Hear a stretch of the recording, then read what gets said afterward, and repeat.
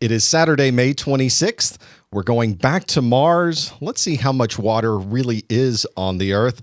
And Florida has the best standardized tests ever. We'll talk about that and more next on What a Week.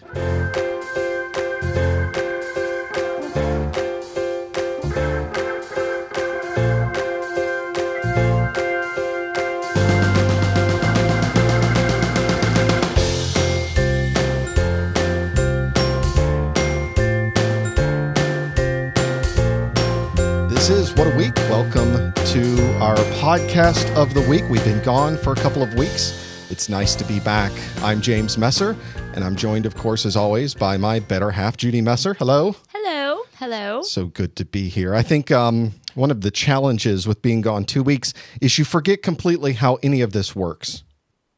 I really don't know. It's amazing. We're live and streaming right now, quite honestly. I come back in here, everything's exactly where I left it. Everything is plugged in exactly where it was left to be plugged in. But holy smokes, there's buttons and things that I have to push. So we've been under the weather, as they say. So the last couple of weeks, we've not had a live podcast to do. No, you would not have wanted us here. You do not. It was something. It was quite a treat. We were so germy, it just would have filtered out over the inner tubes. Yeah. Yeah. Well, we don't want that either. I loved our intro. Did you? Except I didn't hear it. You didn't hear the music? No. Well, we'll fix that next time. I hope everybody else heard it. It's not important. We'll fix it in post. It's one of those things. It all can be resolved. Editing. That's right. We're not even talking right now. Do you realize that? No, we are talking. So I'm talking. I had to be quiet there for a while. It was hard. it is hard, but now we're back. We've gotten over whatever that illness was, and now it's the summertime. Now we're in sort of a different kind of mode. We're going to have to change the hours for the summertime live stream, aren't we? Why? Well, because there's things going on at 11:30 on Saturdays when we normally record this. Our times are shifting. There's things happening during the summer at that time because there's a whole life that revolves outside of this studio that has to be taken care of. So there's lessons that occur during this exact time during the summer. Okay. Yeah, so we'll work on that. We'll figure it out. We'll get it going. It's one of those things that just one of the challenges with doing a live podcast and getting everything in a row. And when it's your own show, you can kind of do whatever I want. That's right. Because you're the boss. I'm the boss. Do whatever Renee I said, like. Heard the song. So there's music somewhere. Somebody heard something. The music was great. It went with it so well, so that was important. Oh, well, it is important. You know, being away for 2 weeks, now we're on our third week. I got a lot of material to go through, but I had to throw out a lot of things. It's kind of disappointing. Well, some of it was timely. It got old. It was, the Yahoo CEO relying on his resume. That's old news now. And it was a great story at first, but 2 weeks later, it's got a little mold on it. Yeah, a little bit. But I found some good ones. I grabbed a couple that were still something that was valid, something that was crisp and new. I heard a little bit in the intro, so now I'm very intrigued. Oh, yeah. Well, now I want to know. A little bit of a teaser. Keep you here. I'm trying to figure it out. I got tired of you leaving in the middle of the podcast, so I thought I'd kind of keep you here with the teasers. we don't want that anymore. We don't want any more intro. No more intro. Let's go to road trip. Let's go to What a Road Trip. This is one I didn't mention in the beginning, which was this was a story that I found a couple of weeks ago, but I thought it was interesting enough because we've talked a little bit about road trips. And this specific road trip was one where a couple got together and set a fuel economy record. And I thought this was very, very close to your heart because they did it in a Volkswagen. Oh, yeah, baby. Now there is sort of a story about you and Volkswagens, isn't there? Well, when we were growing up, there was the whole gas crisis issue, which was terrible. Yeah, in the United States, it was very long lines. It was very expensive. So my dad got a Volkswagen Rabbit, a diesel. Right. It was the cutest little thing. And it was very cute until he announced that we were going out west, which was really exciting, but we were going in the Rabbit. In a little tiny, these are little cars. This was rabbits. My mom, my dad, my brother, myself. These are tiny little cars, these rabbits. Little. And my brother was about 12, and his foot was a size 12. And so the two of us were in the back seat, and it was either fight with each other Right. or sleep. And neither made my father happy. It was either you kids stop fighting, and then it was the arm, that came back, flailing in the back seat with my brother and I squished over against the window, or we would sleep. And then it was, I can't believe I've brought you out west and you're sleeping. Well, in this case, it was just the Taylors. It was the two of them. There were no kids arguing in the back. They got 67.9 miles per gallon in a tour of the 48 contiguous states. And theirs is a diesel. And it's a diesel. So they were able to take what the normal amount of miles per gallon was and just extend it almost double. I think more than double. How did they do that? Well, that's a good question. And they used a stock Volkswagen off the floor of a dealership. They put 120 pounds worth of luggage and things in the back to make it realistic, and they drove. And they went through 9 states. They didn't go, around the 48, but they took that 48 or 67 miles a gallon and went all the way up to 84 on this particular trip. Wow. And they went out of Sterling, Virginia, and went 700 and more than doubled the 795-mile highway range for that particular model vehicle. I had no idea that these cars got mileage like that. I know. Well, they got a lot of mileage. Well, it's this tiny little car. It's diesel. There's a lot of things going for it. But they have a website called fuelacademy.com. I don't know why it's Fuel Academy. You don't actually get any type of degree, but it's hard to come up with a name these days. It is. Well, domain names are tough. Is. We're just going with it. And on Fuel Academy, he has these tips, and I'm reading the tips, and it's things like drive smoothly, use higher gears. Well, now the driving smoothly part is true, because on our car, you can set it to where it gives you this real-time mileage, like what your mileage is right that second. Right. And if you accelerate on a hill, it drops to just peanuts. I mean, you're getting like half a mile. And I was with him. I thought, gallon. I can do that. Yeah. I can drive smoothly. Then I got to number 14. Use air conditioning sparingly. Oh, no. Mommy needs air conditioning. I've heard that, but then I also heard if you're driving with the windows down, it creates drag. So you can't win? Is that what you're saying? It kind of offsets. So well, they clearly thought of that because it says, when possible, use the fan instead. No, I need air. Okay. I'm sorry. I live in Florida. Because they did talk about in here, take off any racks on the outside of the car, like luggage racks. Okay, that makes sense. Yep, those types of things. But how do you get 84 miles a gallon by driving smoothly? I was going to say, let's picture this trip, shall we?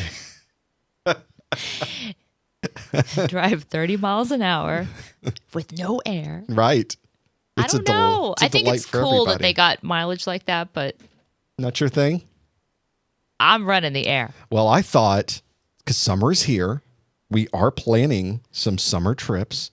On this next trip where we're driving, let's try it. Let's drive smoothly. Let's use the air conditioner sparingly, and we'll see how that turns out. I think you should do that, and I'll be in the truck with the children. What are you talking about? We'll all be together. No, you could be the test vehicle. We'll all be family. We'll call you and check on you. How's it going? You'll be on the phone with the divorce lawyer. I won't see you again. Then we'll just keep on driving. We will keep on going. In fact, we'll drive so far, we'll need something like a Rover. A Rover? A Rover, specifically a Mars Rover. This is the latest Mars Rover because we're going back to Mars. I'm not sure if you're aware of this. We are going back to Mars. I had heard something about this. Yes. Why are we going back to Mars? Why not? Because it's there, of course. Well, I didn't know if they were looking for something specific. I don't know if they're looking for specifics, but what they are looking for is more of what they are doing. So let's have a look at what they are doing. Well, it is inexpensive, as Renee is saying in the chat room, is that they can do a lot on Mars. Here's the next Mars rover is called Curiosity. Here we go. This is an amazing vehicle. I'm fascinated by these things. And they took it out in the desert and they tried it out and they tested it out and they did things with it. Look at the tires. That's awesome. I want some of those. They need to get some NASA rims on there, you know? They don't have NASA rims. It's big, too. Look at the size of this thing. I know. You could ride in it. Let's get rid of our big heads so people can see that. Can I? Can I get rid of big heads? Cannot? No, I may not. But it sounds like my a good head is idea. On the Rover. Is that what it is? There we go.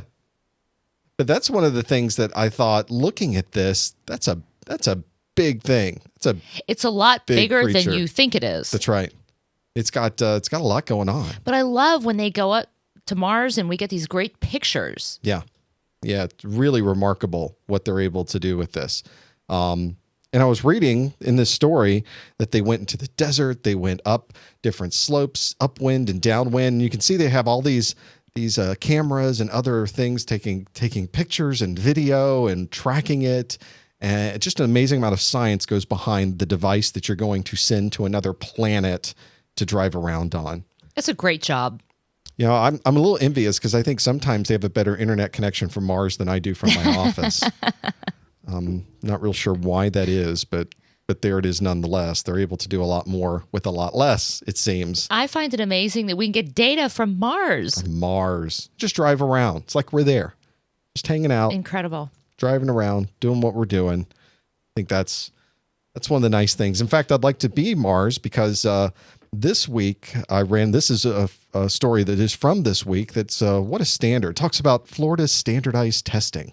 Oh, and boy. Since we're here in Florida, standardized testing here at the end of the year, we have children that have to take these standardized tests and Lots go through of it. them. More this year. More this year. There were a lot more. In fact, they keep making kids do different things and different things. Well, this year, it's pretty interesting story is that they've been changing the tests around.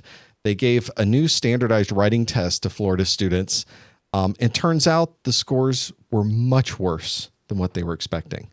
The scores that last year the kids got 81% passing rate in these standardized writing tests. This year, only 27% of fourth graders had proficient scores.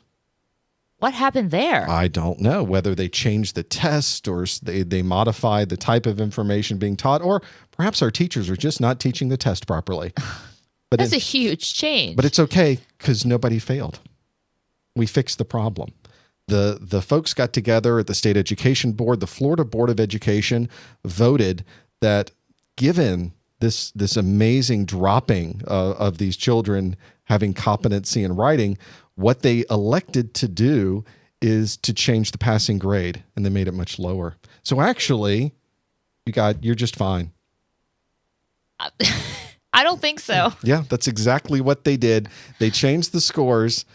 Florida dropped the passing grade so that these places, these schools that are graded on how well they perform A through F, they wouldn't get F scores. So thankfully, we thought our children were doing much worse. Not really. Why have this test? I mean, that's really a good question. And it was some an editorial in the Tallahassee Democrat, which is the paper in Tallahassee, that said it's not like this is the first time the FCATs had problems. There were, in fact, most recently there was the education. I think it was Board of Education somewhere in Central Florida. I think it was that he took the exam and failed the FCAT. Yes, we talked about that. Right, he can't get out of high school apparently because if you don't pass that in Florida, you don't get a diploma. So, and he thought, how is it? Here I am, a professional, not able to pass this. And so they went back. That they changed the system in 2002. They changed the grade criteria to get tougher in 2003. There were some Florida schools got leeway so that more schools would pass in 2005. They changed the grading system in 2008. They delayed the school grades because of an audit in 2010. And of course, in 2012, now the writing scores have dropped dramatically across the entire state. This is an odd place to be. An odd place to be. You can't trust the test anymore. Right. And not like the test was so great to begin with. You're not really teaching kids when there's that much writing on this test. Yeah. The poor teachers, they're now in a position where they have to teach the kids how to take an exam. There was a story I was reading as a follow-up to this. This is from the Washington Post, but I was reading it, and the story was about a teacher. I think it was a third or fourth grader came up, and the third or fourth grader didn't answer some of the questions on the standardized test. And the teacher said, well, you need to bubble, you got 4 answers. You need to bubble one of them in, because the teacher knows that if you don't bubble them in, then you don't get them right. Mm-hmm. And she goes, well, you didn't bubble one of these in. The student said, well, I don't know how to do that one. And so now this teacher, this particular teacher was a Harvard graduate, had an amazing knowledge of the world and things around it, thought, well, here we go. Now I begin teaching the student how to game the system and just answer something. So at a third or fourth grade right, level. Right. No. That's what we want to teach our children, how to game that test to get the best possible scenario. Normally, you wait until you get into your first job to do something like that. But here, you really should wait. Keep them innocent for a while. Wait until you have to get your vice president thrown out or something. Remember when school was fun? No. And exciting? No. I mean, school was never fun and exciting. I thought it was. I mean, yes, there's drudgery and there's always a class that you're just not good at and you don't like it. But overall, I do remember good times. Sure. Yeah. But the poor standardized tests, we think standardized testing is the way to go. And yet I had to throw out like 3 or 4 standardized tests that were completely different stories this week. That one was just hit a little close to home. So, I mean, it starts out with the best of intentions, but I just don't think it's a bad way. Yeah. Bad way to test. So I thought that one was a little too close to home, but a story nonetheless, and one that we will keep following to find out just what's going on, because I didn't see that one on the news this week. I saw all about Britney Spears doing something on some reality show, but I didn't see anything about our standardized testing and how smart our children were. Well, our high school age child talked to me a little bit about that. Oh, about the standardized test. What did she think of the standardized test? I don't think anybody's a big fan of it. No, nobody is. I can see where you need it, and I think it's useful as a guideline, but to put so much emphasis on this one test, I have a problem with that. And I also have a problem that kids are getting younger and younger and younger and having to deal with these tests. And they're really coming down hard. This is a big pressure-filled... And learning is not linear with young children. Well, really with anybody. Look, fourth grader, if you don't do well on this standardized test, you're not going to college. You're defeating children at such a young age, and they feel like they can't win, and there they go. End up dropping out. Yep. Which is really sad. It is really sad. There is... we're going to keep watching this one because there's so much going on right now. It seems to be a political hot potato. It's an election year. Mm-hmm. So there'll be a lot of this. Yeah. We will hear about. The next story on our list is... What a water sphere. This is one that I pulled in from a couple of weeks ago, but I just thought it was so cool to be able to see this. This is something I grabbed on Boing Boing. Let's get the whole thing up. This is if you took all the water on Earth and you put it in one place, what would it look like? And this is what it would look like. It looks like a moon. It does. That's no moon. I was just about to say that. It's a ball of water. That's something. I saw this and thought, that's not a lot. Really? All the water on Earth is in that sphere? I thought that at first, but it's solid. It is solid. And right. they make the point in the story that we're talking about a water bubble that has a diameter of 860 miles. So that's 860 miles high. That's a lot of water in that little bubble. But even so, with that, holy smokes, it's all in one place right there. It stretches halfway across the United States, so it is a lot of water. Boy, that was an amazing view. I love to see graphs like this. Let's pop this out on the USGS website. Let's see if I can get there. So they have a whole story out on the USGS website. So you can go out and look at the drawing, how they figured it out, where all of the data came from, what they were able to do with it. It's one of those things where I start drilling down on these stories and you start learning more and more about all the water from freshwater. What's the little water droplet next to it? All the water in lakes and rivers. There's the tiny little bubble over Atlanta. That is all of the fresh water that is in all of the lakes and rivers on the planet. And most of the water that we here on Earth need every day comes from those particular sources. That's incredible. Isn't it? Now that's the little tiny one that's there. The big one over Kentucky is liquid fresh water from groundwater lakes, salt water, swamp water, and rivers. It's the one over Atlanta, the tiny, teeny one. That is the one that we need on Earth to be able to live. Right there. What? What? Yeah. So that's why I started looking at this particular picture. I'm like, well, that's a darling picture. Okay, now my mind is blowing. Right. This is what I saw when I started reading into this article. I thought that's pretty cool. It looks like such a small amount. Yeah. Yep. But no, not so much. Makes you want to start hoarding water. Quick. There's very little. It's all going away. So it was really remarkable to see that. And they said if you put a big pin to the big bubble and you popped it, it would cover the United States, the contiguous United States, of course, not Alaska and Hawaii, but everything right here. It would cover the United States, and it would be 107 miles deep. Wow. Yeah. That's awesome. Incredible. That's the movie we need. That's the reality picture of the summer. That's the disaster movie we want. The flood. That's that little itsy bitsy teeny dot just blows my mind. Isn't that great? So it's all out there. We'll have the links on the show notes, so you'll be able to see that one. But an amazing bit of science, not to make everybody think and know things today, but that's one of those things you run into and think that's pretty awesome. Yeah, that is. Well, we talked a little bit about schools and how sometimes this just is not the best situation for kids to be in. But this next story that I saw this week was what lunch. And this is a lunch that came from this 9-year-old who has a lunch blog. And every day on the blog, she takes a picture of the food that they have in their lunchroom, and she puts it online.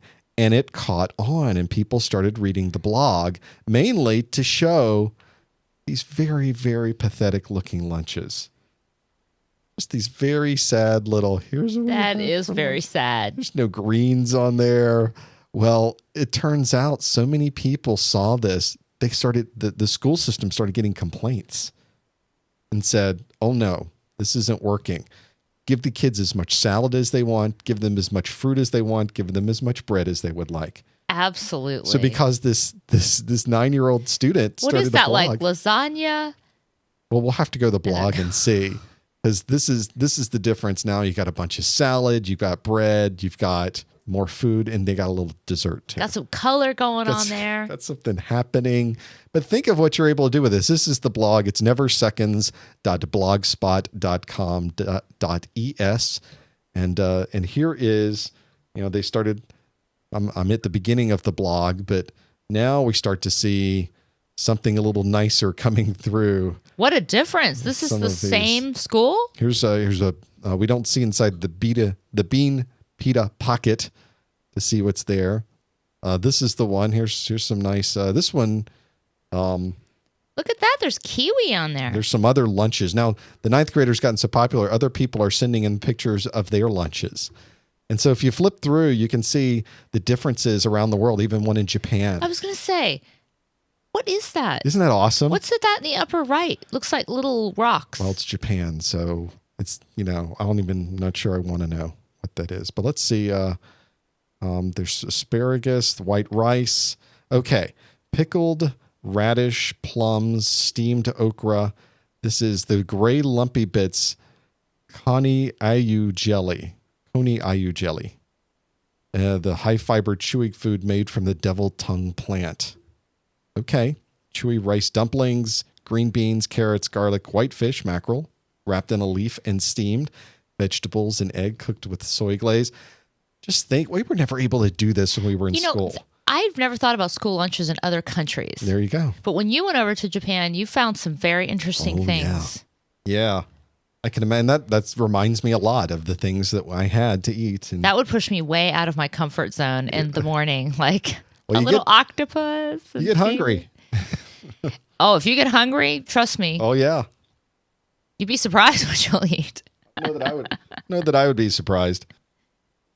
I think one of the nice things about that blog, though, is here's a student that was able to simply make a difference. Put some pictures on. They all have the little phones. Take a picture, stick it on the blog, click a button. You're blogging.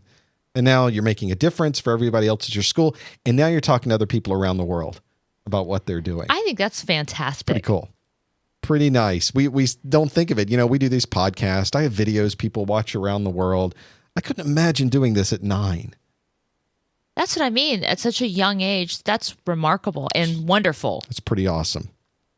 Pretty awesome. Let me find the name. This was Martha Payne is this 9-year-old. So Martha was the one that was able to put all of that together and do something. Martha, you are amazing. She rocks. Martha's awesome. Well, that is what I was able to put together for being out for 2 weeks and putting a podcast and finding the stories. I think we made it through okay. A good job. Yeah. I think we were able to get that going. Of course, we're here all week, not just on Saturdays when we do this live, but we're here answering our messages and watching our Twitter and doing those types of things. So if you'd like to talk to us during the week, you can see us on our website, of course, at whataweekpodcast.com. The Twitter is at whatweek, and you can email me directly, james@whataweekpodcast.com. And that brings us to the end of another What a Week podcast. I think that maybe we can finally be rid of this and actually be back next week. Oh, wait, is there something next week, though? Are we going to be back live next week? I think so. You told me that there's a big test going on. Oh, a big test going on. Then we have to take someone to the test. So it may not be exactly our normal. It might be just later. Time. It might just be later in the day next week. And then the weekend after that, I won't be here. There's all kinds of things going on during the summer here at Messer Studios. I'm sorry, I have to go to the beach. I have to go. It's very important. It's my family. I don't have a choice. I understand. It'll be nice. We'll still have a podcast and we'll talk about you. I hope you say nice things. I hope I do too. I'm going to check on it later. Well, you'll have to tune in and see if that really happens on our next episode. On behalf of myself and Judy, thanks for joining us. We'll see you next week on What a Week. Goodbye, everybody.